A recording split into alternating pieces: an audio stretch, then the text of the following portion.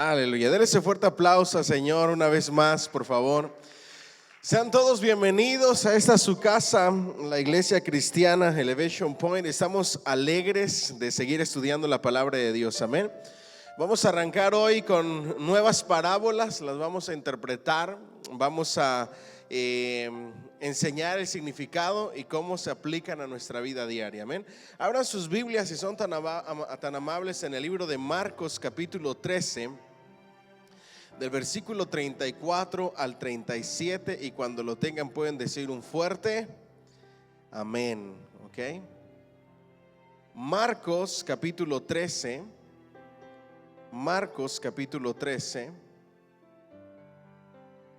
versículo 34 al 37. Y se ponen de pie con reverencia a la palabra de Dios, si son tan amables, en cuanto lo tengan.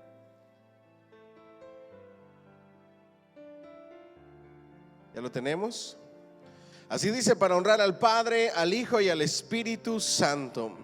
Es como el hombre que yéndose ¿qué? Lejos, dejó su casa y dio autoridad a sus siervos y a cada uno su obra. Y al portero mandó que velase. Velad pues, porque no sabéis cuándo vendrá el Señor de la casa, si al anochecer, a la medianoche, o al canto del gallo, o a la mañana, para que cuando venga como de repente no os halle como durmiendo. Y lo que a vosotros digo, a todos lo digo: velad. Pueden sentarse dándole un fuerte aplauso al Señor, por favor. Digan conmigo: la parábola del portero. No, pero con ganas. La parábola del portero. Y en sus libros estamos ubicados en la página 55. La parábola del portero ha sido clasificada entre las de crisis escatológica, ya que se refiere a la parucía, es decir, a la segunda venida ¿de quién? De Cristo. Diga conmigo: a la segunda venida de Cristo. ¿Ok? Ahora, cuando hablamos acerca del contexto, tenemos que hablar acerca de la profesión o el trabajo del portero. Y nosotros vemos a los porteros desde el Antiguo Testamento, ¿cierto que sí? Eran los guardias de las puertas del templo. Eran los que cuidaban quién entraba, quién salía y quién hacía su obra. Aquellos que quieren profundizar en eso, lo pueden ver en el segundo libro de Reyes, capítulo 23, versículo 4. Entonces, la profesión de portero gozaba de cierto prestigio en Israel, ya que desde los días del rey David, tanto los cantores como los porteros del templo habían sido incorporados a los levitas y auxiliaban a los sacerdotes. ¿A qué se dedicaban los porteros? Auxiliaban a los levitas y auxiliaban ¿a quiénes? A los sacerdotes. Eran una especie de ayudantes de los sacerdotes y guardias del templo. Su misión religiosa era considerada importante y consistía fundamentalmente en repartirse las guardias durante las 24 horas del día. Entonces, ellos, unos cuidaban una vigilia, otros cuidaban otra vigilia, otros otra vigilia, y así los porteros cuidaban del templo las 24 horas del día. Diga conmigo: una profesión o un trabajo de mucho y de muy buen aprecio y de muy buena autoridad. Para los tiempos de nuestro Señor Jesucristo, en la sociedad también había repercutido y también eran vistos esos trabajos como de una buena reputación y de autoridad. ¿Por qué? Vendrían siendo como una especie de lo que nosotros le llamamos una ama de llaves, ¿verdad que sí? ¿A qué se dedica una ama de llaves? ¿Se recuerdan? Tiene todas las llaves de la casa, de todas las puertas, y solamente con la supervisión de ella los otros trabajadores pueden entrar o pueden salir. Es algo similar a eso el trabajo de un portero. ¿Vamos bien hasta ahí? Entonces, en esta parábola del portero, la noche se dividía en 4 vigilias según la costumbre de los romanos y los egipcios. Pero de acuerdo a la tradición de Israel, ¿cuántas vigilias hay? 3 vigilias, ¿verdad que sí?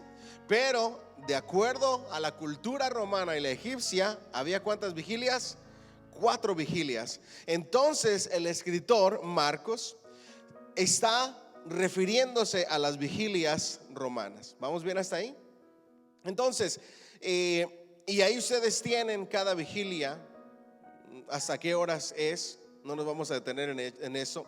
El hecho de que se mencione cada una de las 4 vigilias sirve para recalcar la impresión de conocimiento completo que tiene acerca de cuándo vendrá el Señor. La idea es señalar que nadie sabe el tiempo en que acontecerá la venida de nuestro Señor Jesucristo. Leemos la parábola nuevamente. Es como el hombre que yéndose lejos dejó su casa y dio autoridad a quienes, a sus siervos y a cada uno su obra, y al portero mandó que velase. Velad pues, porque no sabéis cuándo vendrá el Señor de la casa, si al anochecer, primera vigilia, al mediodía, segunda vigilia, al canto del gallo, tercera vigilia, o a la mañana, cuarta vigilia. Ahora, ¿por qué Jesús, nuestro Señor, se toma el tiempo en esta parábola a hablar de las 4 vigilias? Sencillo, porque nadie sabe ni la hora ni el día. Puede ser en cualquier momento su venida. ¿Vamos bien hasta ahí? Puesto que Él se presentará de repente, cabe la posibilidad de que encuentre a sus siervos como durmiendo, completamente despreocupados. De ahí la necesidad de estar siempre como preparados. ¿Cómo va a encontrar el Señor Jesús, o puede que encuentre a su pueblo? Durmiendo, ¿ok? Ahora, ¿cuántos están durmiendo hoy? En mi país diríamos: no te duermas en tus laureles. Ustedes saben que hoy hay muchos cristianos que están durmiendo espiritualmente. Estamos tan hundidos en nuestro letargo de las cosas insignificantes que no le damos prioridad a lo que realmente debe de tener prioridad. Cuando nosotros vayamos al encuentro con nuestro Señor Jesucristo, o cuando seamos arrebatados, ¿qué nos vamos a llevar? Ahora, no le estoy hablando de conformismo. Es bueno esforzarse, vivir bien, tener todo lo que uno necesita, no padecer de nada. Lo malo es hacer a Dios a un lado por conseguir todas esas cosas. Pero mi pregunta es: ¿qué te vas a llevar? Absolutamente nada. ¿Se recuerdan de la esposa de Lot? Le importaron más sus pertenencias que su propia salvación. Ese es el peor letargo espiritual que hay, el que te enfoques y te importen más otras cosas que tu vida espiritual, la vida cristiana y la salvación que Cristo te ha dado. ¿Cómo se debe de cuidar la salvación? No porque se vaya a perder o no, sino porque es el regalo más preciado que poseemos como hijos de Dios. ¿Cómo dice la Escritura que cuidemos nuestra salvación? Con temor y ¿qué? Y temblor. ¿Por qué? Porque es un regalo, y cuando tú valoras algo, ¿qué haces con ese regalo que valoras? Lo cuidas, ¿verdad que sí? Pero hoy vivimos en épocas donde el regalo que Dios nos ha dado, la salvación que Dios nos ha dado, y los dones que Dios nos ha dado, porque también los dones son regalos. ¿Qué significa don? Un regalo, ¿verdad que sí? Entonces, los dones que Dios nos ha dado han sido para ponerlos al servicio de Dios, mas sin embargo el pueblo de Dios está durmiendo. No valoramos los regalos de Dios, lo que Él nos ha dado para servirle, para buscarle, para estar preparados, para esperarlo, sabiendo que no sabemos cuándo será el día ni la hora. Ese es el contexto histórico y cultural. Ahora vamos al significado de la parábola. Es muy probable que esta breve parábola fuera dirigida originalmente a los dirigentes del pueblo hebreo, es decir, a los escribas que reivindicaban poseer el control del reino de los cielos. ¿Quiénes? A los escribas. ¿A quién iba dirigida? A los escribas. Recuerden que lo que estamos estudiando en este curso son lo que algunas Biblias tienen marcado en letras rojas. Son las palabras más importantes de un Nuevo Testamento. Las palabras de Jesús en letra roja. Lo que estamos estudiando son enseñanzas directamente de los labios de nuestro Señor Jesucristo, y vale la pena prestarle mucha atención. Entonces los escribas eran personas que tenían la autoridad y que tenían esas llaves del reino, el control del reino de los cielos. Estos hombres habían sido designados por Dios como líderes del pueblo elegido para dirigir espiritualmente ¿a quién? A Israel. Mas sin embargo no lo estaban haciendo correctamente. Ahora, ¿quiénes eran los escribas? Los que transcribían la palabra de Dios, los copistas, los que escribían las tradiciones, los maestros de la ley, los que se suponían que ellos estuvieran atentos para cuando regresara el dueño de la casa. El dueño de la casa había regresado, nuestro Señor Jesucristo, en su primera venida, y ellos estaban ¿cómo? Durmiendo espiritualmente. Toca al que está a tu lado y dile: durmiendo estaban. Es increíble. La duda tensa que el relato de Jesús dejaba pendiente en el aire era si el regreso del Señor de la casa, el día del juicio de Dios, tales porteros espirituales e intérpretes de la ley habrían sabido responder con fidelidad a la confianza que el Creador había depositado en ellos. Diga conmigo: responder a la obra, responder al trabajo con fidelidad. Dígalo bien fuerte: fidelidad. Y subrayen esa palabra fidelidad, por favor, si son tan amables, porque eso es muy importante. Fidelidad a la confianza que Dios depositó en quienes, en ellos. Diga conmigo: fidelidad a la confianza de Dios. Ahora, ¿a quiénes se les dieron las llaves del reino de los cielos? ¿A la iglesia? Todo lo que tú ates, todo lo que tú desates, está hablando acerca de la salvación. A nosotros se nos dio el mensaje que puede evitar que la gente vaya al infierno, o hacer, al transmitir ese mensaje y al predicar esa palabra, que la gente se salve. Y se nos ha confiado en la gran comisión de ir y predicar el evangelio, y se nos ha puesto y se ha depositado en nosotros la confianza puesta en nosotros por Cristo. ¿Para qué? Para predicar ese bendito mensaje. La pregunta es: ¿qué estamos haciendo con esa confianza depositada en nosotros cuando se nos entregó la gran comisión? ¿Qué dice la gran comisión? Vayan y prediquen. Yo les quiero hacer una pregunta. ¿Cuándo fue la última vez que le hablaste a alguien de Cristo? ¿Sí se están dando cuenta de que estamos durmiendo hoy en día? Es como si el evangelizar o el abrir nuestros labios para presentarle el plan de salvación a alguien hoy ya hubiera pasado de moda. Hoy la iglesia está dormida y no está hablándole a sus vecinos, a sus compañeros de trabajo, a las personas en el supermercado acerca de la palabra de Dios. Perdemos muchas oportunidades y no queremos hablar de religión, cuando en realidad no tenemos que hablar de religión, sino de la persona gloriosa de nuestro Señor Jesucristo. ¿Cuánto le dan un fuerte aplauso al Señor, por favor? Diga conmigo: fidelidad a la confianza depositada en nosotros.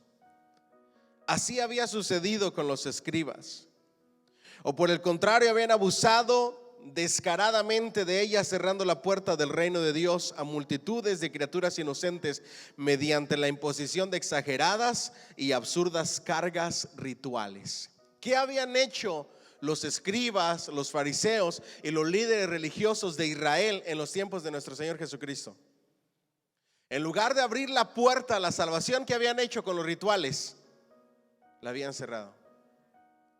En una ocasión nuestro Señor Jesucristo les dijo: ay de ustedes, escribas y fariseos hipócritas, que ponen cargas a la gente y les piden que haga rituales que ni ustedes mismos son capaces de llevar a cabo.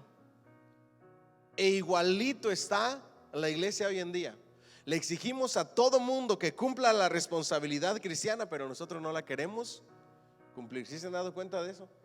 Siempre tenemos una palabra para alguien más, pero nunca una palabra para nosotros. Dios siempre le habla a todos menos a uno mismo, y eso es terrible. Diga conmigo, eso es estar dormido. Eso es estar durmiendo. Diga conmigo, cargas exageradas.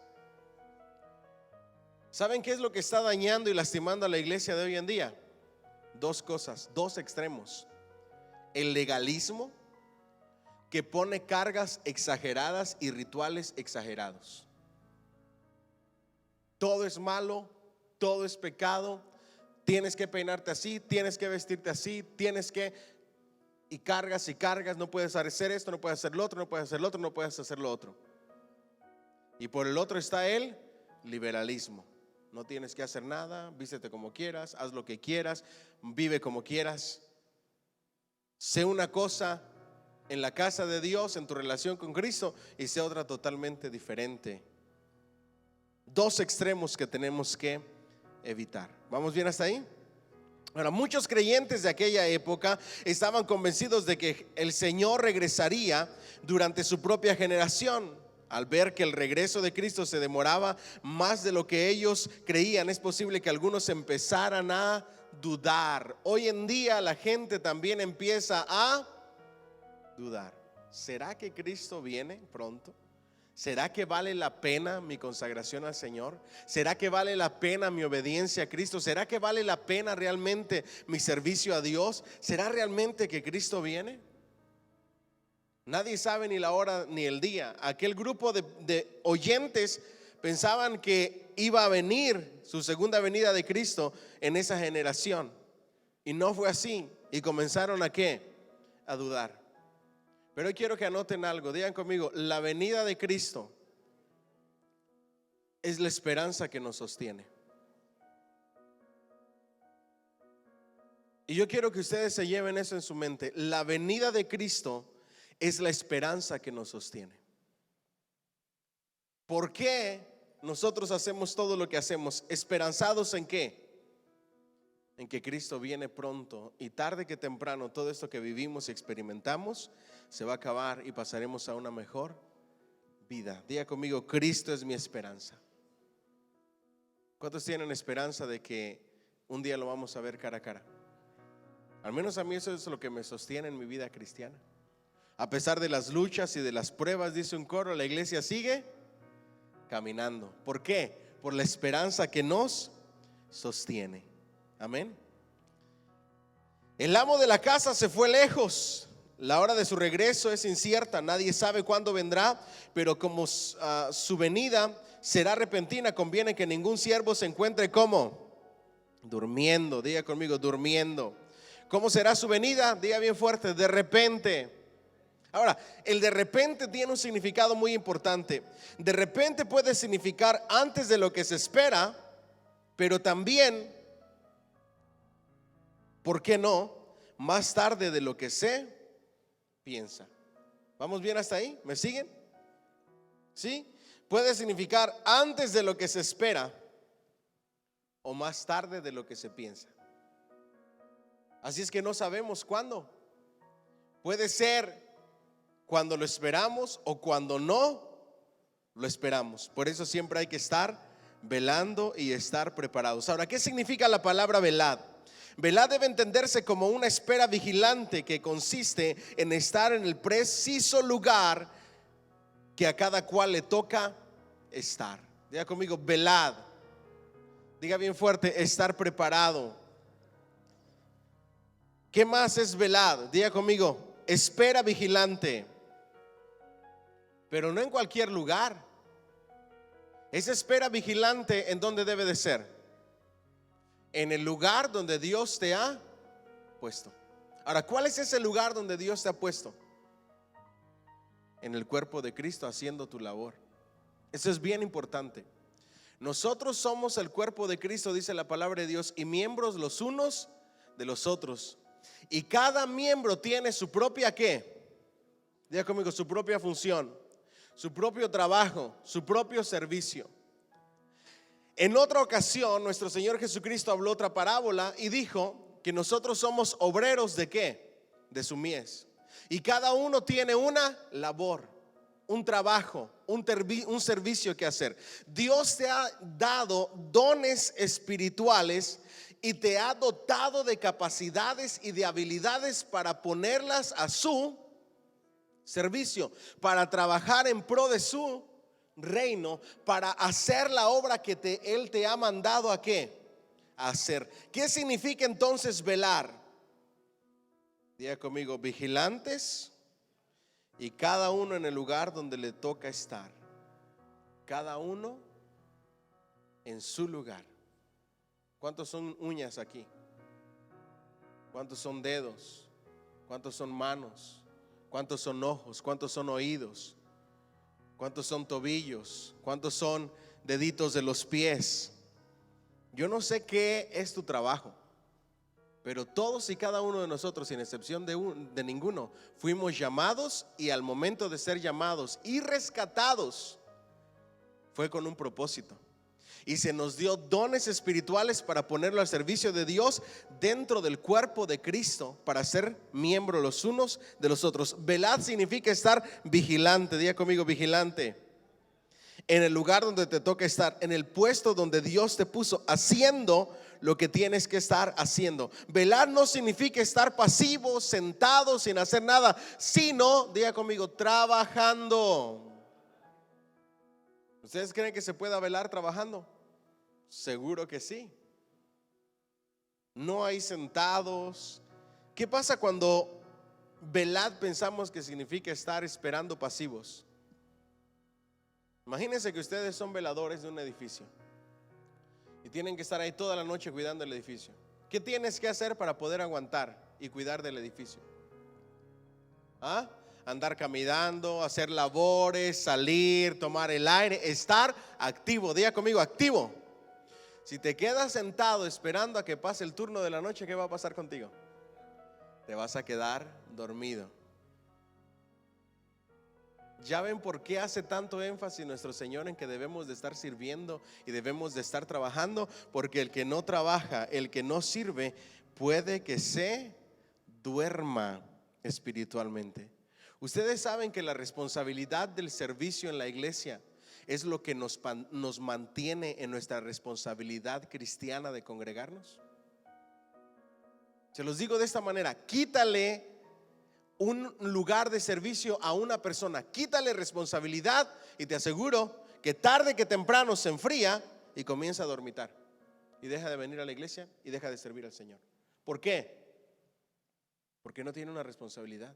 La responsabilidad del servicio en la iglesia nos sostiene y nos mantiene despiertos. La actividad, el servicio a Dios, el estar en movimiento, el estar trabajando, el estar activos, permite que no nos durmamos. Dile al que está a tu lado: eres portero, eres servidor, eres vigilante, eres guardia, y tienes que estar activo. ¿Cuánto le dan un fuerte aplauso al Señor, por favor? Si ustedes me preguntan: pastor, ¿cómo ve la iglesia de hoy en día? Nada comparada a la iglesia de mis tiempos. Qué esperanzas. La iglesia de mis tiempos no necesitaba que el pastor hiciera el llamado a servir. La gente de mis tiempos, los cristianos de mis tiempos, que hoy ya son de edad, cuando yo era pequeño, cuando a mí me discipularon, cuando a mí me educaron en la vida cristiana, era gente que tomaba iniciativa propia, veía una necesidad y ellos pedían el privilegio. Diga conmigo: servir a Cristo es un privilegio. Ellos pedían el privilegio de hacer algo. Cuando yo era pequeño, cuando iba a la iglesia, siendo adolescente, mi hermano estaba más pequeño. Estábamos en etapa de construcción del edificio en la iglesia donde yo me congregaba. Y la iglesia estaba así, miren, de subida. Yo creo como unos entre 200 a 300 pies cuesta arriba. Y no había calle, había escalones nada más para subir a donde estaba el edificio. Y todo el material para la construcción, ¿dónde creen que lo dejaban? Abajo en la calle. Y los días de servicio de construcción, ahí íbamos con nuestro botecito, ahí íbamos cargando nuestros ladrillos. Veías a los niños de 3, 4 añitos con un ladrillito, pero sabían que servir a Cristo es un privilegio. Eso es lo que necesita la iglesia de hoy en día. saber que servir a Cristo es un privilegio. No le haces un favor al pastor, no le haces un favor a la iglesia, te haces un favor a ti mismo al ser obediente a la palabra de Dios, a la palabra de Cristo.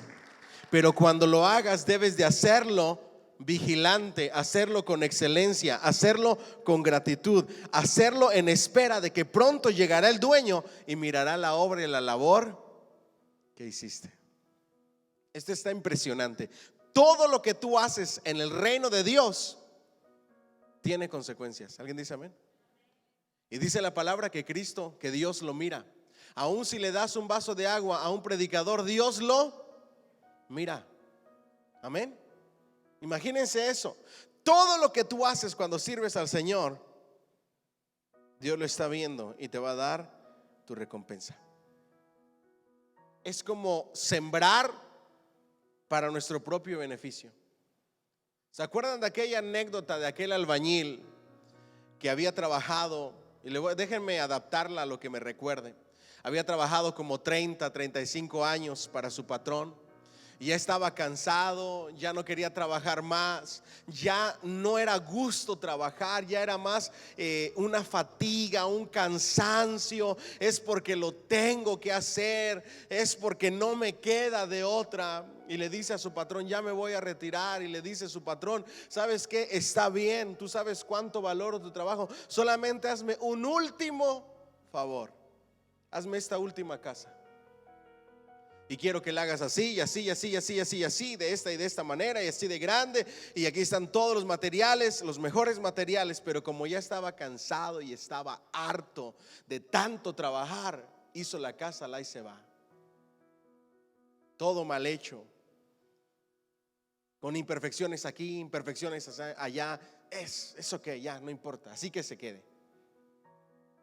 De lejos no se ve, ¿verdad? Desde mi casa, nobody's gonna see it. Cuando terminó de construir la casa, le dice su patrón: muchísimas gracias por todo el trabajo que tú has hecho. Este es mi regalo para ti de tu retiro. La última casa, el último esfuerzo era para su recompensa. Fue una casa que no sirvió para nada, mal hecha, sin gusto, sin ganas.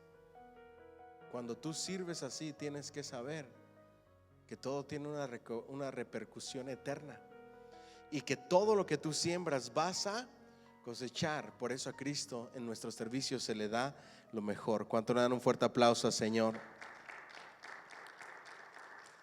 Ahora, esta parábola anima y motiva a la gente, a los creyentes, a no desanimarse. Diga conmigo: no desanimarse. Dígalo bien fuerte: no desanimarse. Y si me desanimo, pastor, pues te tienes que volver a animar. Imagínense a un Cristo desanimado. Hoy no tengo ganas de predicar, hoy no tengo ganas de sanar, hoy como que no me siento bien, hoy me siento con un estado anímico bajo, no quiero salir de casa. Imagínense a un Cristo así. Imagínense en nuestras oraciones a un Dios así. Ni aun cuando iba sufriendo en esa cruz, ni aun en sus caídas, se dio por vencido, dándonos ejemplo de que en Cristo no hay lugar para el desánimo. Alguien que comienza a servir a Cristo, pone su mano en el arado, comienza a trabajar y nunca mira hacia atrás hasta que nos encontremos con Él. ¿Alguien dice amén? Dile al que está a tu lado: dile no al desánimo. Amén. Sí, humanamente a veces te sientes como que no hay ganas de hacer algo, pero ¿sabes qué te debe de motivar? El sacrificio de Cristo. Pensar en la muerte y el sacrificio de Cristo y lo que Él entregó por nosotros, eso debe de animar a cualquiera. Al menos eso es lo que me anima a mí. ¿Saben qué dice Pablo acerca del desánimo? Que cuando estemos desanimados pensemos en la muerte y el sacrificio de Cristo, para que también su resurrección venga a nuestra memoria y cobremos ánimo, porque su resurrección es nuestra esperanza, sabiendo que todo lo que hacemos para Él, tarde que temprano, nos va a recompensar. a no desanimarse. ¿En qué momentos? Durante las persecuciones. Y a no dejarse coger de improviso, permaneciendo constantemente en vela. La palabra de Cristo no pretende dar información sobre el final de los tiempos, sino enseñar a sus discípulos una actitud de responsabilidad vigilante. No está tratando de enseñar cuándo va a venir, día, hora, indagar para poner una fecha. Lo único que quiere enseñar esta parábola es una responsabilidad vigilante. Diga conmigo, vivir con una responsabilidad ¿qué? Vigilante. La actitud de permanecer velando que el Señor recomendó a la iglesia no consiste en una fuga hacia la utopía, ni una evasión de las realidades de este mundo, sino una espera laboriosa. Diga conmigo, espera laboriosa. ¿Alguien ha hecho algún trabajo laborioso? Son los trabajos más difíciles.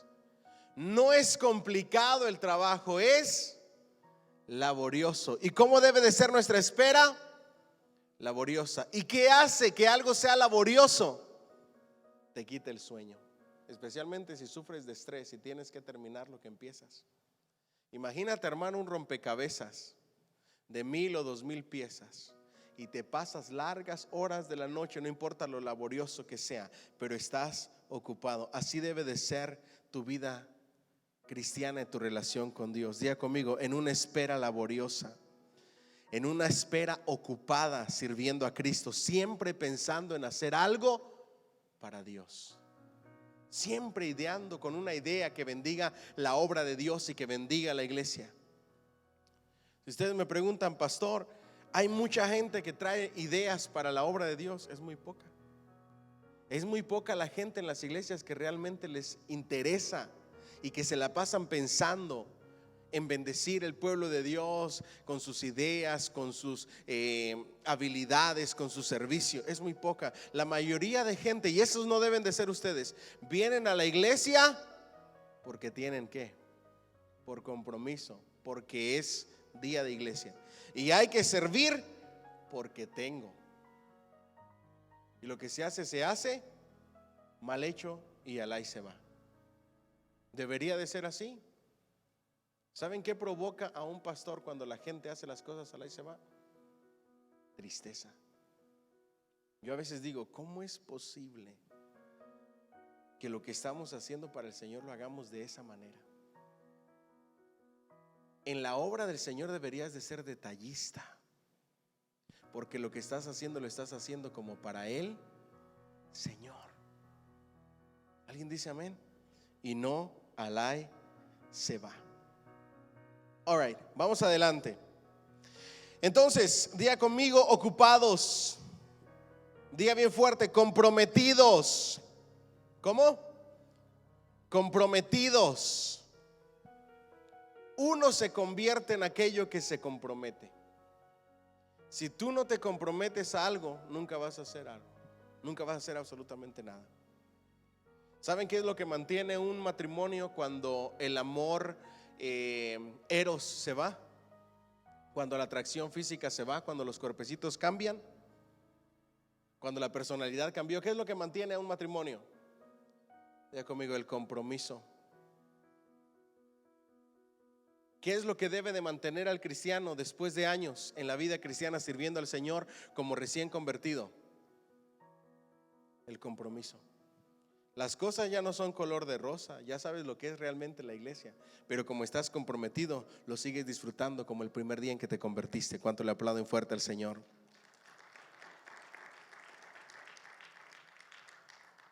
Diga conmigo, comprometida, no de las realidades de este mundo, sino de una espera laboriosa, comprometida, realista y solidaria. Diga conmigo, realistas y solidarios. Sabemos que la vida cambia, que las cosas cambian, ¿verdad que sí? Vamos a ser realistas en lo que está sucediendo. El mundo cada día se pudre y va de peor en peor. Somos realistas, pero también debemos de ser solidarios con aquellos que lo necesitan y de verdad quieren buscar de Cristo. Vigilar es vivir en una actitud de servicio. ¿En una actitud de qué? servicio, diga conmigo, entrega. ¿Qué es para nosotros la entrega? ¿Qué es para ustedes la entrega? Yo defino desde mi punto de vista la entrega como el negarse a sí mismo para poner aquello o a alguien en primer lugar. Eso es entregarse. Entregarse en el todo. La entrega de Cristo fue negarse a sí mismo y dar su vida por otros, y no cualquiera otros, sino pecadores. Amén. Diga conmigo, velar es vigilar, viviendo con una actitud de servicio. ¿De qué más? De entrega. ¿De qué más? De esfuerzo. Diga conmigo, esfuerzo. Ahora, ¿cuándo necesitas el esfuerzo? ¿Cuándo necesitas esforzarte? Cuando ya no hay fuerzas, cuando ya no hay ganas. ¿Les ha pasado o no? Estás trabajando, sabes que tienes que terminar ese trabajo, tienes que terminar tu jornada de trabajo, tus horas laborales, ¿y qué es lo que haces? Me esfuerzo para poder, ¿qué? Terminar. La actitud de vigilancia debe de ser de esfuerzo. ¿Cuándo? Cuando ya no tienes fuerzas, tienes que sacarlas de donde no hay y seguir adelante, porque Cristo y el gozo del Señor es nuestra fortaleza. Apláudanle fuerte al Señor, por favor. Diga conmigo, una espera llena de renuncia. ¿Renunciar a qué? Al yo, a mis deseos, a mis planes, a mis proyectos, a mis sueños, y cederlo todo a la causa y a la obra de ¿quién? De Cristo. Pero a veces el enemigo te tienta, ¿cierto o no es cierto? A mí me ha tentado muchas veces. A mí me ha tentado y me susurra en el oído, dedícate a otra cosa, te va a ir mejor acá, vas a lograr más cosas acá, vas a vivir mejor acá, vas a tener más tiempo acá, haz esto, haz aquello, haz lo otro. Pero el que ha decidido servir a Cristo renuncia a sí mismo. El que quiere venir en pos de mí, dice Cristo, niéguese a sí mismo, tome su cruz del sacrificio y sígame. Diga conmigo, una vida, no, pero con ganas, una vida con una actitud de renuncia, pero nunca de indiferencia o deserción. Nunca debemos de ser indiferentes a la obra de Cristo. ¿Saben cuándo vemos la indiferencia? Vemos a una persona necesitada de la palabra de Dios y nos quedamos callados. Vemos que un hermanito no puede desenredar el cable de la aspiradora porque la trae aquí, y tú te quedas indiferente mirando a ver cómo le hace y a ver cómo lo desenreda, en lugar de acomedirte. ¿Me siguen hasta aquí? Diga conmigo, indiferencia es ver la necesidad de un hermano, tener la posibilidad de ayudarle y no hacerlo. ¿Vamos bien hasta aquí? Tú puedes bendecir la vida de alguien, especialmente cuando alguien va llegando, es cuando más necesidad tiene, cuando va llegando a este país. Y es cuando la iglesia debe de convertirse en una familia que sea apoyo y de bendición para esos hermanos. Diga conmigo, no a la indiferencia. Diga bien fuerte, no a la diserción. ¿Qué es la diserción?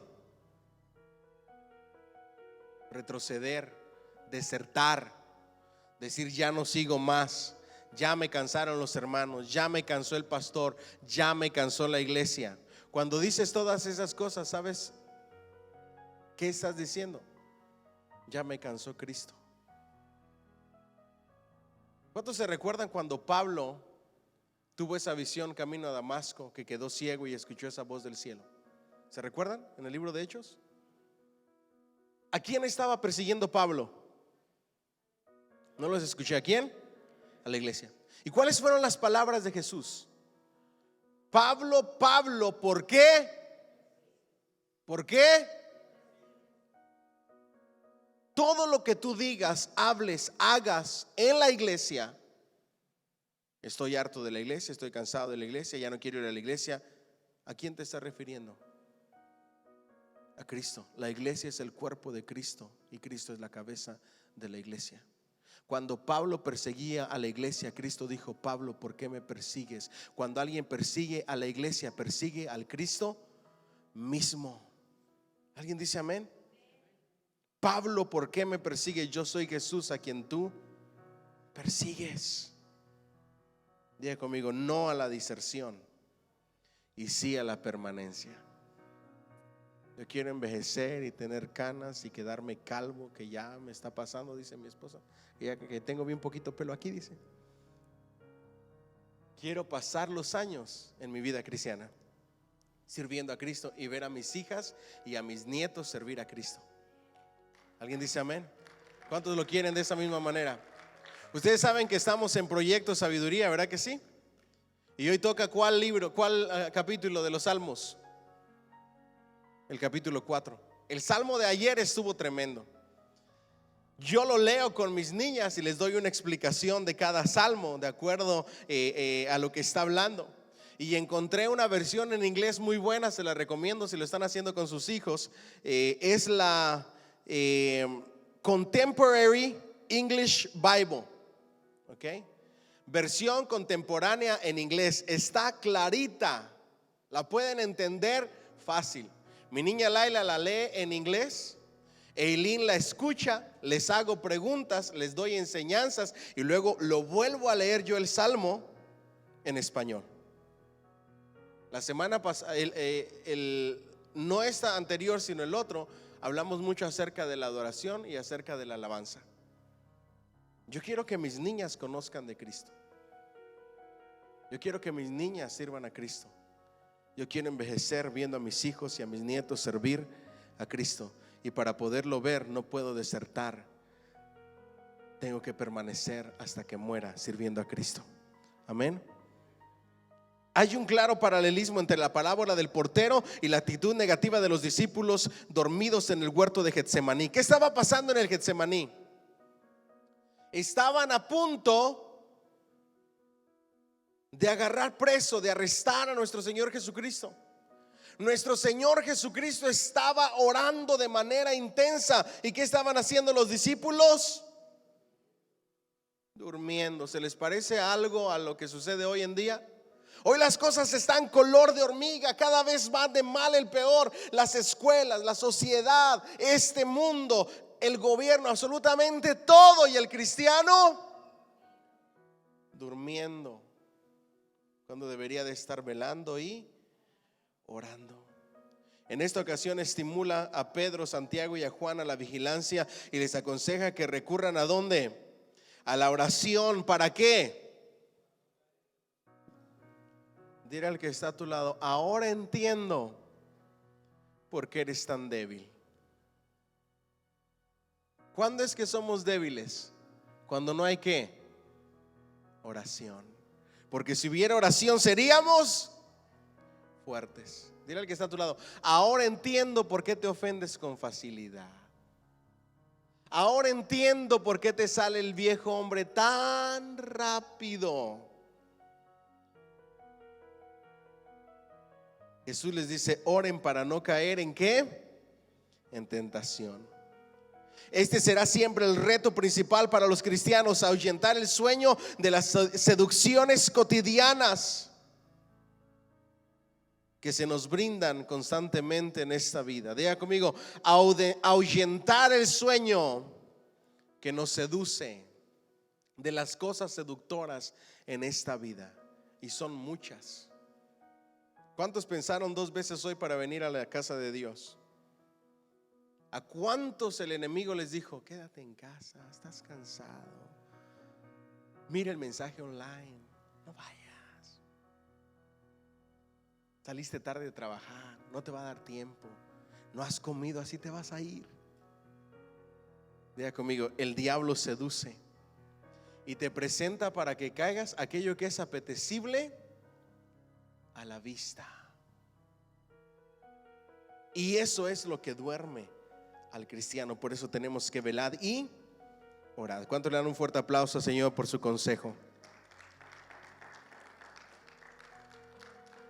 alejar el espectro de los ídolos que prometen paraísos terrenales, pero que bajo sus vestiduras de apariencia esconden unos pies de barro, mentira y destrucción. Diga conmigo: todo lo terrenal que no se construye con Cristo es una ilusión.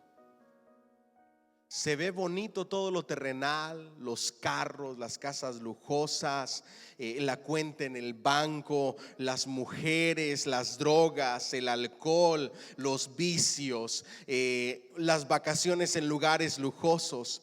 Diga conmigo: las vestiduras de apariencia de lo que ofrece lo terrenal son extraordinarias. Satanás le ofreció a Cristo fama, le ofreció riquezas, le ofreció todo el planeta, le ofreció absolutamente todo, si postrado le adoraba. Pero ¿qué tienen debajo de esas vestiduras de apariencia las cosas terrenales o los paraísos terrenales? Diga conmigo: pies de barro, mentira y destrucción. Eso es asombroso. Diga conmigo: pies de barro, mentira y destrucción. Mi esposa me platicaba la anécdota de ¿quién era, Honey? La hija de Elvis Presley. La hija de Elvis Presley, que también tuvo una relación amorosa con Michael Jackson. Elvis Presley le dejó toda su herencia, Michael Jackson le dejó toda su herencia, parte de su herencia, y ahora estaba en bancarrota, broke. ¿Sabe cómo le llama Santiago a las cosas terrenales? Son como la espuma que se levanta y luego se desvanece. Son como neblina que primero llega y luego se desvanece, se va. Diga conmigo: pies de barro, mentira, ilusión, y lo único que trae es destrucción. Yo no sé cuántos curiosos hay de aquí, pero hay un programa que hace documentales sobre personas que se han ganado la lotería. Y la mayoría de personas, la lotería y el dinero que se ganaron, en lugar de ser una bendición, se convirtió en una maldición llena de destrucción, y les acabó la vida y terminaron peores que cuando se la ganaron. Diga conmigo: es que así es lo que ofrece el enemigo. Apetecible, pero trae destrucción. Dile que está a tu lado: cuidado. La aplicación a la vida diaria. Ya vimos entonces el significado. Los escribas pretendían poseer las llaves del reino de los cielos, creían ser los principales porteros de Dios, se veían a sí mismos como dirigentes espirituales del pueblo, y esto les debía haber obligado a estar pendientes de la venida del Mesías, ser sensibles. Diga conmigo: sensibles. ¿Cómo debe de ser el pueblo de Dios? Sensible a la presencia de Dios, sensible a la palabra de Dios, sensibles a la obra de Dios, sensibles a los planes que Dios tiene para nosotros y al propósito de Dios en sus vidas. Diga conmigo: sensibles. De otra manera, el apóstol le llama con los sentidos agudizados. En otros países dirían bien filosos, ¿verdad que sí? Con los sentidos bien afilados, bien sensibles a la voluntad perfecta de Dios, sensibles a las palabras de Jesús para interpretarlas adecuadamente. Sin embargo, lo tuvieron frente a sus propias narices y no supieron reconocerlo. No estuvieron despiertos cuando el Señor vino. En ocasiones somos tan insensibles al mover de Dios que estamos viendo el mover de Dios en nuestra vida, en la vida de nuestros hijos, y no sabemos reconocerlos. Y Dios está obrando, y nosotros todavía le preguntamos a Dios que por qué no está haciendo nada. Y Él tiene rato ya de estar obrando a nuestro favor. Lo que hemos comprendido y aceptado en nuestra vida, la buena nueva, el mensaje de salvación, tenemos una evidente responsabilidad delante de nuestra generación. Somos también depositorios, en cierto sentido, de las llaves del reino. La profesión espiritual que asumimos el día que aceptamos al Señor Jesús como Salvador personal es de porteros vigilantes. Diga conmigo, porteros vigilantes. Nuestra conducta, diga conmigo, conducta. Diga bien fuerte, hábitos, palabras, gestos, testimonio y nuestro compromiso cristiano puede abrir o cerrar la puerta de la eternidad para siempre a muchas criaturas que viven alrededor de nosotros. Dice la Escritura: ay de ustedes si llegan a ser piedra de tropiezo para aquellos que van comenzando o que están tratando de buscar a Cristo y la palabra de Dios. Mejor les fuera atarse una piedra de molino al cuello y echarse al mar. De hecho dice, si tu ojo es ocasión de caer, quítatelo.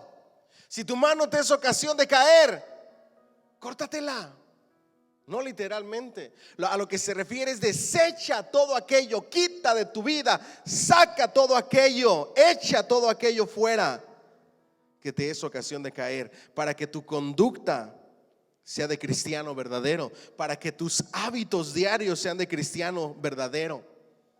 Yo ya no encuentro la manera de hacer y de motivar y de hacer responsable a la gente de lo que tenemos que hacer, que es alimentarnos de la palabra de Dios todos los días. Y de ahí nació Proyecto Sabiduría.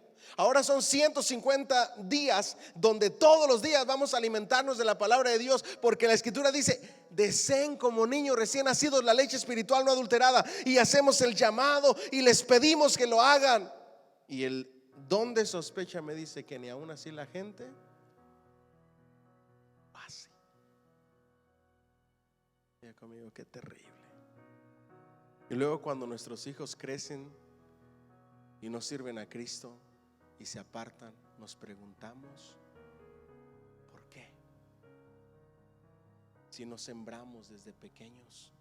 Claro, llega el momento en que ellos tomarán sus propias responsabilidades, pero yo creo en una promesa: instruye al niño en su camino, y aun cuando fuere viejo, no se apartará de él. Por eso es importante leer la Biblia con ellos todos los días. Dígame, no diga ay Señor. Diga conmigo, hábitos. Tus hábitos deberían de ser alimentarte de la palabra de Dios todos los días y de estar en comunión con Dios. Diga conmigo, palabras. Pero ¿qué es lo que se escucha en la casa? Unas palabrotas. Y luego el mundo, nos adaptamos al mundo. A mí me da tanta tristeza que aún cristianos se dejen llevar por las tendencias y por las modas en el vocabulario. Algunos de ellos son vulgares y lo repetimos como que nos creemos como que wow, estoy al día. Especialmente en la cultura mexicana. Les voy a decir una palabra que, aunque es mala, no la digo. Sí la voy a decir porque hay muchos cristianos diciéndola. Y cuando la escucho de cristianos, no saben cómo me siento dentro de tristeza, porque la Biblia nos dice que aún las palabras que salen de nuestra boca debemos de seleccionarlas. No, pastor, es que me acabo de comprar una troca bien mamalona. La palabra mamalona está de moda hoy en día en la cultura mexicana. Y hay hasta culturas que no son mexicanos utilizando esa palabra. Y no es una palabra correcta, es una palabra vulgar. Qué tristeza. No, pero nos levantamos el cuello porque estoy utilizando el vocabulario que se utiliza hoy en día. Hay tantas cosas que se hacen hoy en día que no deberías de hacer ni adaptarte. La Escritura dice: no os adaptéis a este siglo. Dile al que está a tu lado: no te adaptes, sino transformaos por medio de la renovación de vuestro entendimiento, para que comprobéis cuál sea la buena voluntad de Dios, buena, agradable y perfecta. ¿Cuánto le dan un fuerte aplauso al Señor, por favor? Diga conmigo, gestos. Ustedes saben que por un gesto puedes cerrarle la puerta a alguien en una iglesia. Nuestros ujieres en su manual de ujieres tienen hasta eso. Siempre reciban a la gente con hasta los gestos son importantes. Y mira, imagínate una persona recibiendo a alguien a la casa de Dios con una cara de ombligo. Dios le bendiga, qué bueno que está aquí. ¿Ustedes creen que esa persona va a querer volver? Yo no vuelvo. Yo no sé ustedes, pero yo no vuelvo. Hasta en los gestos debemos de tener cuidado. Y no se diga el testimonio, diga conmigo el testimonio. Con esas cosas o cierras o abres la puerta para la salvación de alguien. ¿Vamos bien hasta aquí? Entonces tenemos la obligación de presentar el evangelio de Cristo a nuestros amigos. ¿A quiénes? A nuestros amigos. Diga conmigo, obligación. Hablarle de Cristo a mis amigos, a mis conocidos, a los colegas, a los vecinos, etcétera, etcétera, etcétera. No ha pasado de moda. Todavía tienes que hablar de Cristo y compartir la palabra de Dios. Todavía tienes que hacer evangelismo. Amén. Permanezcan en vela y por tanto no debemos dormitar. El rasgo fundamental del que espera es la esperanza y esta se concreta en la responsabilidad y el compromiso. Diga conmigo, responsabilidad y compromiso. ¿En dónde se le abren las puertas a la gente responsable? A la gente responsable. En todas partes. ¿Y qué le pasa al irresponsable? Se le empiezan a cerrar las puertas en todas partes. Cuando alguien me pregunta, pastor, ¿por qué algunos prosperan y otros no? Una de las primeras claves es la responsabilidad. Y la segunda, el compromiso. Y la responsabilidad y el compromiso aplican en todas las áreas de tu vida, especialmente en tu vida cristiana. Amén. Diga bien fuerte, a cada uno su obra. Ya les hablé acerca de esto, las capacidades que Él nos ha dado. ¿Qué significa aquí la palabra velar? Velar es no dejar dormir a nadie también. Diga conmigo, ayudar a que el hermano no se duerma. Motivarlo, animarlo, levantarlo. Diga conmigo, ayudar y no dejar dormir al otro. ¿Alguien dice amén? El auténtico portero es aquel que mantiene siempre despiertas a las personas que tiene a su alrededor y no permite que se aletarguen. El verdadero portero tiene que hacer que los que están alrededor de él también vigilando no se duerman. Ustedes deberían de estar hablando lo que estamos haciendo como iglesia y animando a otros a que participen, a que se llenen, llenarse de alegría mientras hablan del salmo que estamos leyendo, del libro que estamos leyendo, etcétera. Compartir opiniones, porque eso va a hacer que los otros se mantengan despiertos y no permitir que se duerman. ¿Alguien dice amén? Velar significa permanecer en una espera laboriosa y comprometida, dando buen testimonio personal. Diga conmigo, buen testimonio personal. Y proclamando el evangelio de salvación. Diga conmigo, buen testimonio personal. Aún en las redes sociales. ¿Alguien dice amén? Aún ahí debes de ser de buen. Ay, pastor, es que esta canción secular está tan bonita que la compartí en mi Facebook. Aún ahí tienes que ser de testimonio. Sí, está bonita, pero no es cristiana. Y lo que no honra a Dios y no sirve a Dios, no sirve. No, pastor, pero que me enamora, pues enamórate a solas. Y no seas piedra de tropiezo. Diga conmigo, buen testimonio. Ni tampoco pelearse en el Facebook o en Instagram.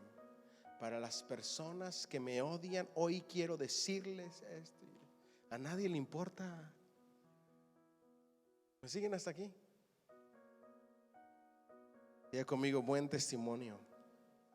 y proclamando el evangelio de salvación. El mandamiento a velar pudiera entenderse también como la obligación del pueblo de Dios a mantener siempre despierta la conciencia de las personas de cada generación. Diga conmigo: mantener despierta la conciencia de las personas de cada generación. Esta serie de Sin Censura ha incomodado a más de uno. Todo lo que hemos estado hablando en esta serie. Y qué bueno, porque nuestro deber cristiano, de los que velamos, es mantener despierta la conciencia de la gente y que entienda lo que están haciendo no está bien. ¿Alguien dice amén? Hoy cuentan más las vivencias y los sentimientos que las palabras o los discursos teológicos. Diga conmigo: más vivencia, menos sentimientos y menos discursos teológicos. Y eso nos lleva a nuestra segunda parábola, porque cae como anillo al dedo. Diga conmigo: más acción, menos palabras, menos sentimientos. Mateo 7, 24 al 29. Vayan ahí conmigo, por favor, si son tan amables. Cualquiera pues que me oye estas palabras, esta es la parábola de los dos cimientos. Cualquiera pues que me oye estas palabras y ¿qué? Y las hace. Mateo 7, 24 al 29, o la página 61 de su libro. ¿Ya me siguen ahí? Cualquiera, la parábola de los dos cimientos. Cualquiera pues que me oye estas palabras, ¿qué hace? Oye las palabras y ¿las qué? Las hace. Diga conmigo: oír y hacer. Le compararé a un hombre prudente que edificó su casa sobre la roca. Descendió lluvia y vinieron ríos y soplaron vientos y golpearon contra aquella casa, y no cayó porque estaba fundada sobre la roca. Pero cualquiera que me oye estas palabras y no las hace, dile al que está a tu lado, ahí te hablan. Le compararé a un hombre insensato que edificó su casa sobre la arena. Y descendió lluvia y vinieron ríos y soplaron vientos y dieron con ímpetu contra aquella casa, y cayó, y fue grande su ruina. Diga conmigo: grande ruina. Dile que está a tu lado: ten cuidado con la ruina. Mira cómo edificas.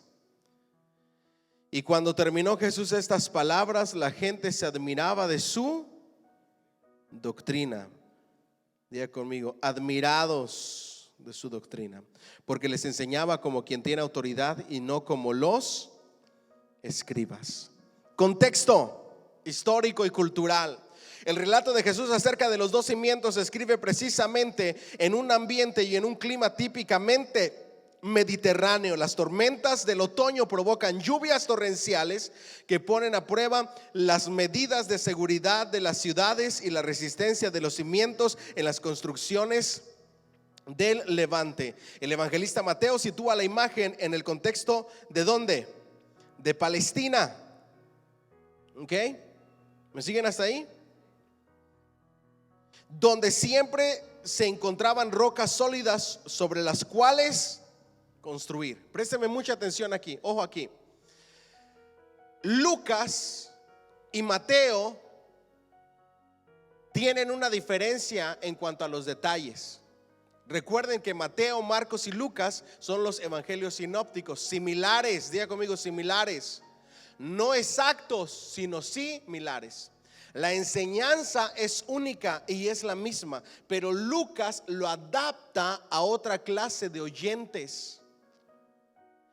Lucas, el evangelio, va escrito a otra clase de personas en otros lugares, y él cambia lo de tormentas, lo de vientos y torrenciales por simplemente vinieron los ríos. Los detalles no tocan ni dañan el significado de la parábola, simplemente se adaptaron a una audiencia diferente. En Palestina, Mateo escribió ¿a quiénes? A los judíos. Todavía se acuerdan de evangelios sinópticos, ¿verdad? La clase, si no, repásenla. Marcos, ¿a quién le escribió? No me hagan quedar mal en público, ¿ok? A los romanos. ¿Y Lucas a quién escribió? A los gentiles, especialmente griegos. ¿Ok? ¿Vamos bien hasta ahí? All right. El hombre prudente del que se nos habla no es que sea especialmente astuto o inteligente, simplemente que actúa como había de actuar alguien que construye en Tierra Santa. La mayoría de sus paisanos siempre construían sobre la roca que aflora la superficie. Está dispuesto a realizar la trabajosa labor de cavar en la dura peña, como hacía casi todo el mundo. Diga conmigo, el hombre prudente no es que era bien inteligente porque tenía que escoger el terreno, no, sino por construir como se construía en su tiempo. El problema del hombre prudente o no, ser prudente o no, era si estaba dispuesto a pasar el trabajo para construir sobre la roca, porque se llevaba muchísimo más trabajo construir sobre la roca que construir sobre la arena. La roca, la peña, que era la superficie por lo general donde se construía, y había que hacer mucho trabajo para cavar y poner el cimiento. En la narración de la ruptura del velo del templo dice: y aquí el velo del templo se rasgó en dos de arriba abajo, y la tierra tembló, y las rocas ¿qué? Se partieron. ¿Y las rocas qué? Se partieron. Quiere decir que las construcciones comunes y corrientes en los tiempos de Jesús se hacían sobre la roca. Lucas adapta un poco el contexto a la realidad de sus oyentes. Mateo se refiere a lluvias torrenciales y ríos en plural, lo que puede surgir la idea de múltiples torrentes formados por las aguas de la lluvia, así como los vientos invernales capaces de originar torbellinos locales. Diga conmigo, vientos invernales, torbellinos locales y lluvias otoñales. De eso habla en Mateo nuestro Señor Jesucristo. Lucas, en cambio, habla de un único río en singular que produce una inundación sin ningún tipo de vientos o torbellinos. Es muy probable que al escribir esta parábola Lucas lo hizo para personas que vivían lejos de Palestina y estuvieran pensando en inundaciones provocadas por ríos grandes como el Orontes, que pasaba junto a Antioquía de Siria. Ambos adaptan, diga conmigo, adaptan esta narración a las particularidades, condiciones meteorológicas y geológicas de sus lectores. Por eso están ahí esas diferencias en la misma parábola entre Mateo y Lucas. No es que la Biblia se contradiga, ¿ok? Porque ahí sale cada persona que no estudia, es que se contradice. Mira, aquí en Mateo dice aquí y acá en Mateo. Es que no entienden cómo escribió cada uno, a quién le escribió y por qué adaptaron los detalles. No adaptaron el mensaje, sino los detalles para que hiciera sentido al oyente al que le escribían. Significado: en los relatos de los cimientos se dirige fundamentalmente a aquellas personas que escuchaban con sinceridad y alegría el mensaje de Jesús, pero no estaban dispuestas a ponerlo en. ¿Cuántos seguían a Cristo y lo escuchaban? Miles. Les daba gusto escucharlo, disfrutaban, pero no ponían en práctica las enseñanzas de Jesús. ¿Cómo lo sabemos? Porque esos mismos que escuchaban a Jesús en la crucifixión, ¿cómo gritaban? Crucifíquenle, crucifíquenle, crucifíquenle. Se deleitaban en escuchar las enseñanzas, pero no lo ponían en práctica. Toca al que está a tu lado, dile: a poner en práctica lo que escuchas de Cristo. Alguien dice amén. Le da un fuerte aplauso al Señor, por favor. Gentes que disfrutaban el oír la palabra del maestro, incluso la repetían con frecuencia, pero no se decidían nunca a pasar a la acción. Ni el mensaje de Jesús se traducía en su vida personal. Seguramente se está refiriendo a los profetas y sanadores carismáticos que aparecen en los 3 versículos anteriores. Señor, en tu nombre hicimos esto. Pero Jesús dice: no todo el que me dice Señor, Señor entrará en el reino de los cielos, sino el que hace ¿qué? la voluntad de mi Padre que está en los cielos. Muchos me dirán en aquel día: Señor, Señor, ¿no profetizamos en tu nombre? Y en tu nombre echamos fuera demonios, y en tu nombre hicimos muchos milagros. Y entonces les declararé: nunca os conocí, apartados de mí, hacedores de maldad. Diga conmigo: los sanadores carismáticos que no tenían una relación con Cristo. Probablemente esta parábola se refiere a ellos en el contexto que estamos estudiando. Se trataba de creyentes provenientes del judaísmo helenizado de los confines de Palestina y Siria, que se consideraban muy espirituales. Diga conmigo: judaísmo helenizado. ¿A qué se refiere la palabra helenista? Israelitas o judíos criados al modo o a la manera o con la cultura griega. ¿Ok?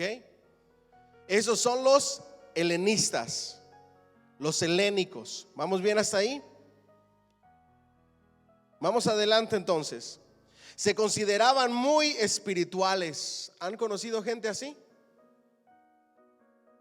Se consideran bien espirituales, pero rapidito se bajan de la cruz, rapidito sale a relucir el viejo hombre, rapidito cambian de actitud, rapidito dicen malas palabras, rapidito se transforman y supuestamente se consideran muy espirituales.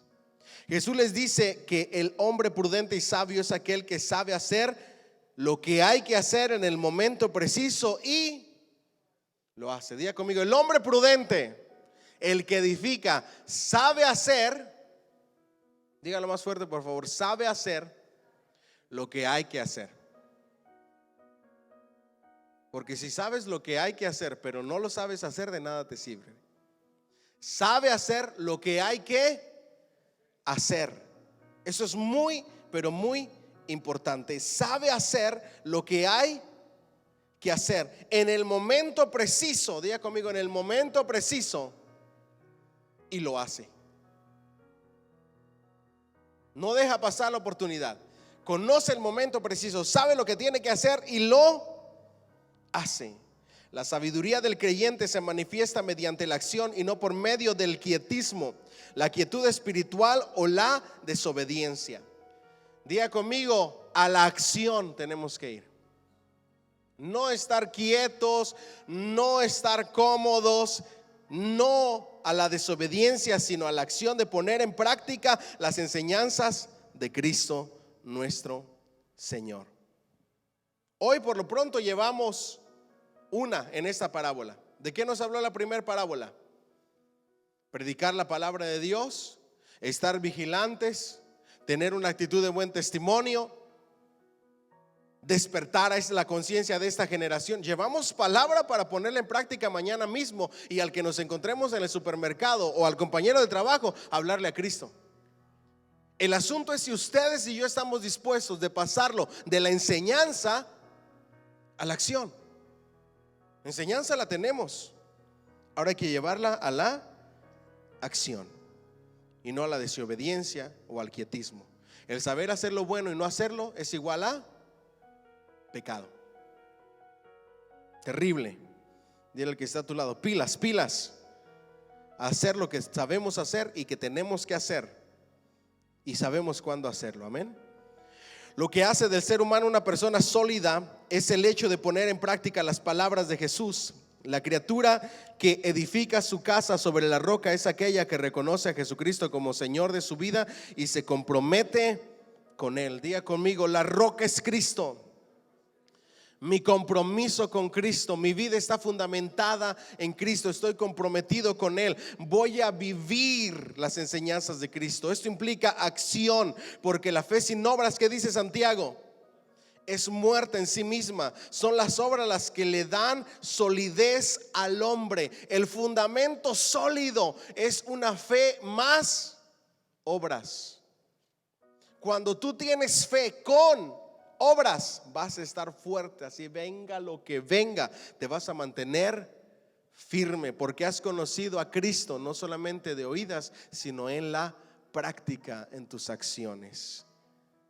Es la misma idea que transmite el relato de Jesús acerca de los dos cimientos. Las obras y el comportamiento personal son el sostén de la casa. Diga conmigo: obras y comportamiento personal sostienen la casa, sostienen tu relación con Cristo, sostienen tu familia, sostienen tu trabajo. Déselo fuerte al Señor, por favor. Las obras y el comportamiento personal. Dile al que está a tu lado, ¿cómo te estás comportando? Diga conmigo, ay Señor. No, pastor, sigo siendo gritón. Todavía se me sale el mal carácter. Mis niños, llego a la casa y corren a sus cuartos. Todavía discuto y peleo con mi esposa enfrente de ellos. Todavía levanto la voz. ¿Tú crees que así vas a tener una casa sólida? Llegas enojado al trabajo todos los días con cara larga. Nadie te soporta, ratito te van a correr. Todo el mundo se va a quejar de ti. Diga conmigo, el comportamiento, el carácter cristiano, las buenas obras, las vivencias de la palabra de Dios sostienen todo en tu vida y mayormente tu relación con Cristo. ¿Vale la pena o no? Seguro que sí. Esas buenas obras son las raíces del árbol que dan estabilidad al ser humano. Cuando las lluvias torrenciales del otoño y los vientos huracanados y las tormentas de esta vida ponen a prueba los fundamentos de tu vida, es entonces cuando se ve si solo tenemos el vistoso ramaje de una fe cómoda y pasiva o estamos sostenidos por las profundas raíces de la responsabilidad cristiana y las obras de la fe. ¿Qué pasa cuando vienen las luchas y las pruebas a tu vida, a tu familia, a tu matrimonio, a tu trabajo, al gobierno, a la ciudad, al país? Si te mantienes firme,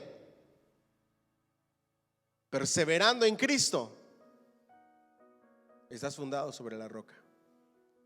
Cuando vienen las luchas, las pruebas, te desanimas y te apartas, estás fundado sobre la arena. Ay, pastor, es que no tengo nada de ganas de orar. Entonces, ¿cómo vas a sanar? Entonces, ¿cómo te vas a levantar? Entonces, ¿cómo vas a restaurar? Ay, pastor, es que estoy tan mal que ni siquiera puedo acercarme a Dios y leer su palabra. Entonces, ¿cómo vas a ser limpio? Entonces, ¿cómo vas a ser sanado? No hay manera. Dile al que está a tu lado, atrás, ni para agarrar impulso. Amén. Denle un fuerte aplauso al Señor.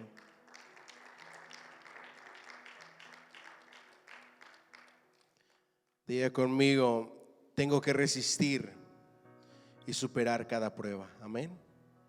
El maestro dice aquí que la mayor locura, la insensatez suprema del ser humano consiste en oír su palabra, deleitarse en ella, pero no quererla llevar a la práctica. Las personas que hacen de su cristianismo un puro verbalismo religioso, pero no está dispuesta a la obediencia concreta, es como si hubiera construido su casa por medio de la arena.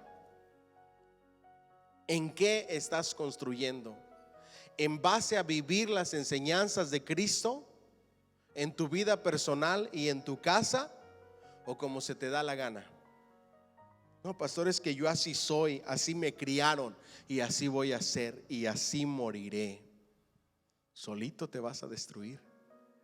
Pero cuando sigues el consejo de Cristo, todo va a obrar para bien. Amén. La aplicación, uno de los verbos preferidos del Señor Jesús es el verbo hacer. Digan bien fuerte, hacer, hacer, hacer.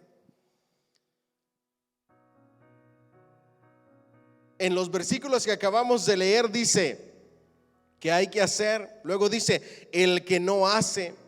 Y luego otra vez dice y no las hace. Y las hace, las pone en práctica. El dilema parece estar pues entre el hacer y el no hacer. Dile al que está a tu lado, ¿qué vas a elegir? ¿Hacer o no hacer? ¿Qué eligen ustedes? A ver, díganlo en voz alta. Hacer.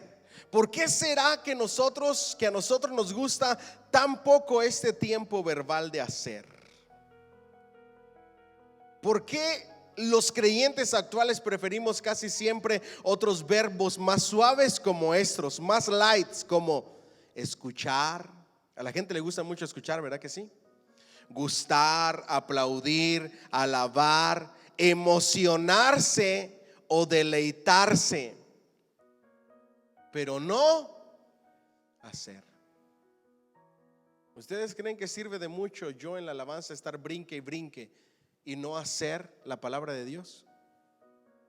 No sirve de mucho. Qué bueno sería que esté brinque y brinque y ponga en práctica la palabra de Dios. O emocionarme, pero no agradar a Cristo. A mí me da tanta pena y tanta tristeza la iglesia emocionalista, que hacen todo esto, pero no lo acompañan del hacer y de vivir la palabra de Dios. ¿Cómo es que el vocabulario de Jesucristo faltan estas palabras que a nosotros tanto nos gustan? Facilidad, comodidad y sentimentalismo. Cristo casi no habla de eso. Diga conmigo: emocionalismo, sentimentalismo, comodidad. Ustedes saben qué está sucediendo en la iglesia del día de hoy. Préstenme mucha atención. A los cultos las iglesias les están dejando de llamar cultos para llamarles, ¿cómo creen? Experiencia. Te esperamos en nuestra experiencia del domingo. Te esperamos en nuestra experiencia del fin de semana. Ya no es culto, ya no es iglesia, ahora es experiencia. ¿Ustedes creen que el cristiano puede vivir de experiencias emocionalistas, sentimentalistas? Por favor. La iglesia no vive de experiencias, la iglesia debe de vivir de fe y convicción. Aunque no haya sentimientos, aunque no haya emociones, aunque estemos apaleados, ahí está la convicción que nos hace seguir adelante. Déselo fuerte al Señor. La iglesia no puede vivir de experiencias, porque cuando las experiencias escasean, ¿qué pasa? La espiritualidad decae. Pero yo puede que pase tiempos de desierto y donde Dios permanezca en silencio, y lo único que me va a sostener, ¿qué creen ustedes que es? La convicción, la fe en la palabra de Dios, la certeza de lo que Él me dice es real. Por eso no debo de vivir de experiencias, sino de hacer. ¿Alguien dice amén? Cuando Jesús pronuncia el dilema de hacer o no hacer, no fija sus ojos en nuestra lengua, ni en la voz o la garganta, para ver si estamos afónicos de tanto hablar. ¿Ustedes han conocido gente así? Habla y habla y habla y habla y habla, pero nunca hace nada. Sueña despierto y le comparte sus sueños a medio mundo, pero nunca inicia nada. Terrible, ¿cierto o no es cierto? Sino que se concentra en nuestras manos. Haga así sus manos, por favor. No, pero hágalo así, haga así sus manos. Ahora le hago esta pregunta, espiritualmente hablando, con el fin de comprobar si tenemos callos en ellas. ¿Son los callos del hacer los que mejor saben alabarle? ¿Qué es lo que mejor alaba a Dios? Los callos del hacer. Manos a la obra, escuchar y hacer. Enséñale tus manos a la persona que está a la par tuyo. Dile: si ves estos callos, son de hacer. Y contéstale y dile: no veo nada. Es porque te falta hacer. Si pudiéramos ver esos callos espirituales del hacer, ¿qué veríamos? Yo creo que veríamos gente con manos de bebé, con una piel lisita, suavecita. Nunca han hecho nada esas manos. Y luego veríamos otras manos callosas de tanto que han hecho en la obra de Dios en su vida cristiana. Denle un fuerte aplauso al Señor, por favor. A Dios le interesan las manos calludas, el hacer, más que el bla bla bla y el hablar y el hablar y el hablar y el no hacer nada. Dios no desea constructores especializados en terrenos arenosos para construir, esos que edifican toda su vida alrededor del oír, el hablar y del saber. Diga conmigo: oír, hablar y saber, pero nada más. Qué bueno es hacerlo todo: oír, hablar, saber y hacer. Aquellos que emplean vigas baratas contaminadas por el intimismo, la sensiblería. Diga conmigo: son muy sensibles. Tienes que hablarles con mucho cuidado, porque si no, se desaniman y se van. y se apartan de Cristo. Como si esa fuera la vida cristiana. Por favor, eso no es de cristianos, ser sensibles, no. El cristiano está fundado sobre la roca, no es tan sensible de estar fundado sobre la arena. La polémica doctrinal estéril o la verborrea pseudo religiosa, arquitectos que utilizan ingredientes decorativos pero frágiles. Diga conmigo, mucha decoración, mucha fragilidad. Palabras elaboradas, shows, espectáculos, grandes conciertos. Pero that's it. De eso no se mantiene tu vida cristiana. Porque no tiene nada que ver con el mensaje de Jesucristo. Jesús desea edificadores, ¿de dónde? Diga conmigo, de la roca. Dígalo más fuerte, de la roca.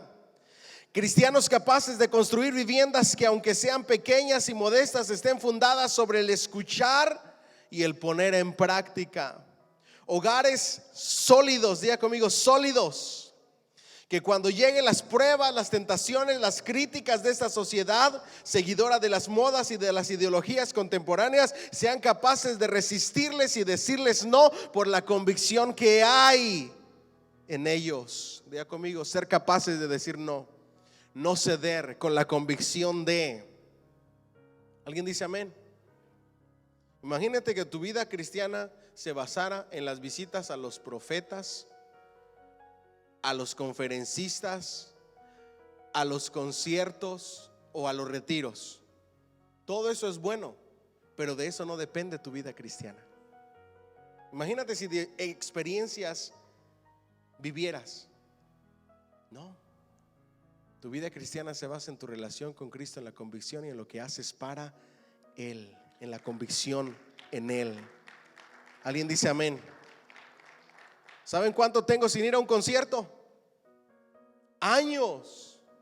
¿Saben cuánto tengo sin ir a una conferencia? Años.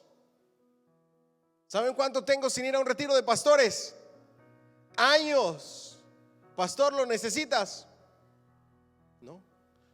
Todos los días leo mi Biblia, todos los días medito en la palabra de Dios, todos los días hablo con Dios, todos los días escucho buenos libros, todos los días escucho buenas predicaciones, todos los días leo buenos libros, todos los días me mantengo conectado con Dios. Si te mantienes conectado con Dios, no necesitas nada más.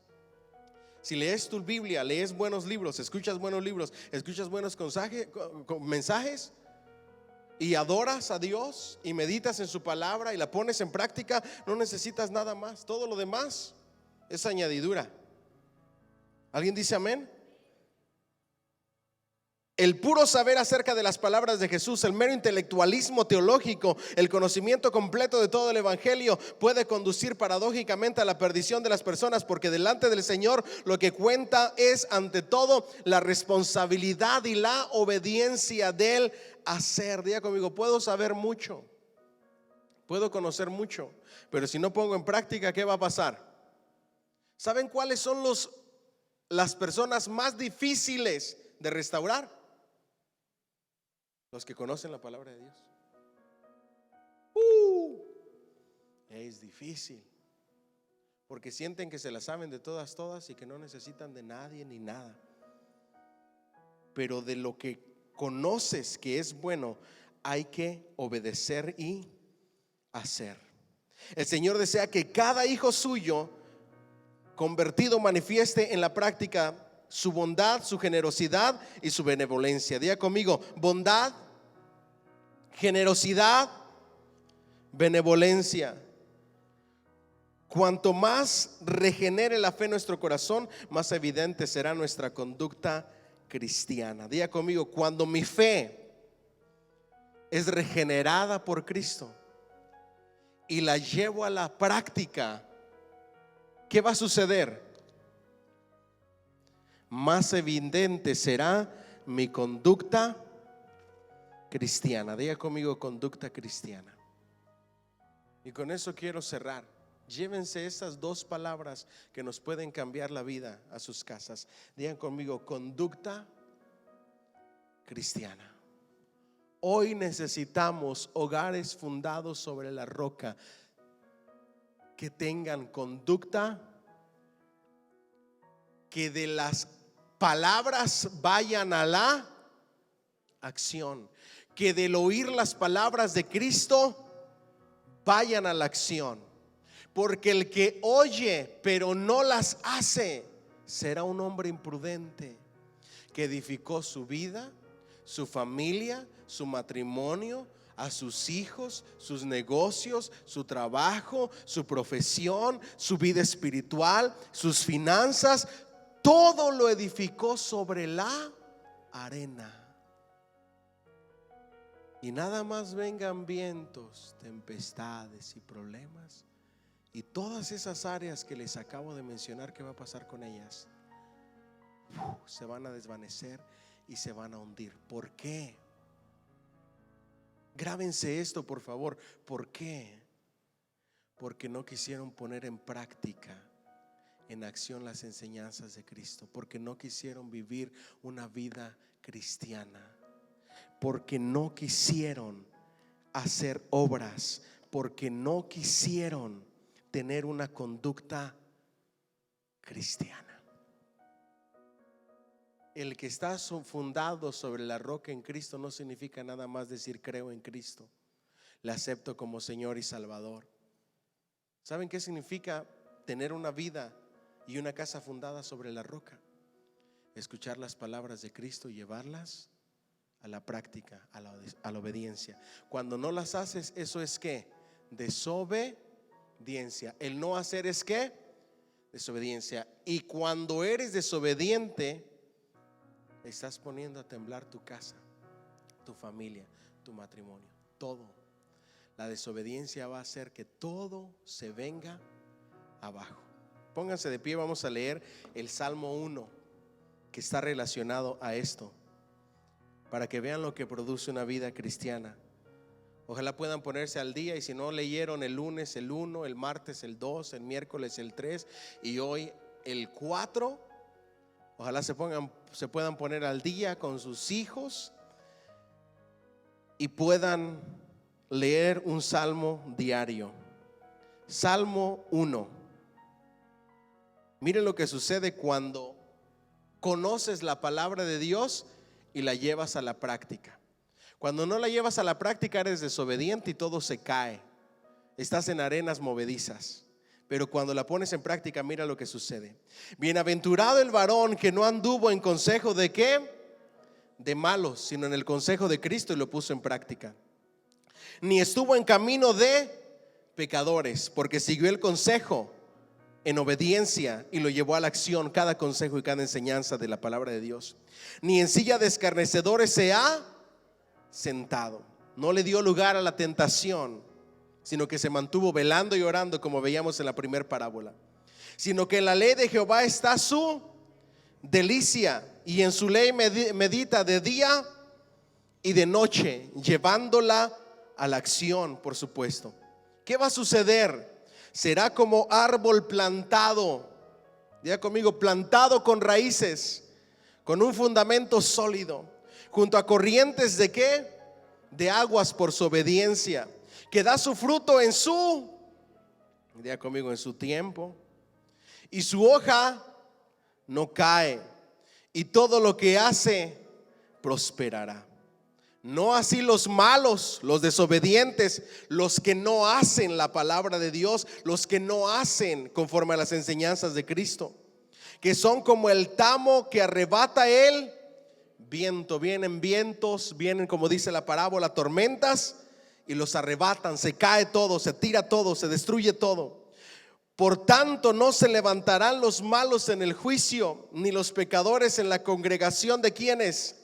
De los justos, porque Jehová conoce, diga conmigo, Él conoce mi camino, el camino de los justos, mas la senda de los malos perecerá. Y la iglesia dice amén. Cierre sus ojos, por favor.